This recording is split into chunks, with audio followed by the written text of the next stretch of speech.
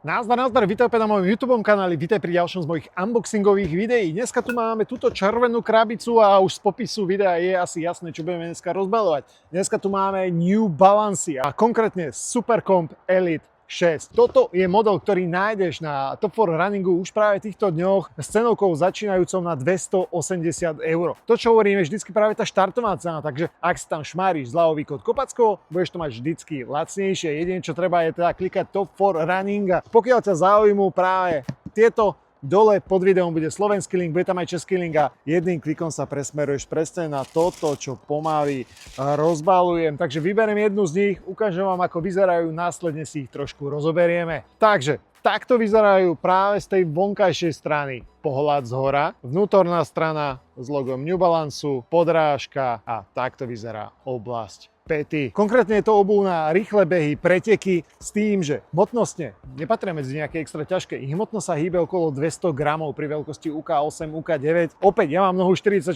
takže 210 gramov plus minus budú mať, ale fakt sú veľmi ľahučké. Čo sa týka dropu, tak ten má 8 mm a čo sa týka miery tlmenia, tá je vysoká. Tej hmotnosti dopomáha aj zvršok, ktorý tu je a nesie názov Phantom Fit. Je z ľahkej sieťoviny a asi aj teraz môžeš vidieť, že ako krásne presvíta, dokonca tuto to ešte lepšie vidieť. A rovnako teda je to aj z tej vonkajšej strany. Takže okrem toho, že dobre odvetráva tvoju nohu, tak proste prispieva aj k hmotnosti a zároveň nemusíš sa báť, že by sa nejako natrhol, pretože je aj odolný. A čo je zaujímavé, tak v podstate tá sieťovina je aj na tom samotnom jazyku, tak pozri sa, je z jednej aj z druhej strany. Vstup do nich je úplne klasický, bezproblémový, takže aj vy s tými vyššími nartami nebudete mať žiadny problém. Ten jazyk sa nikde neuchycuje. Čo by som možno viac ocenil, je práve to šnúrovanie. Nie je ani pogripované a nie je nejaké vrúbkované, takže vždycky práve pri tých pretekárskych závodných botách by som volil práve tú verziu, pretože posledné, čo chceš, je, aby sa ti počas nejakých tých pretekov rozviazali, takže ten jazyk sa teda nikde neuchycuje. A keď som už aj pri vás, tak vám ukážem aj to vnútro, pretože tu sa nachádzajú vankušiky, ktoré sa starajú o to uchytenie a dodávanie práve toho komfortu počas celej doby nosenia.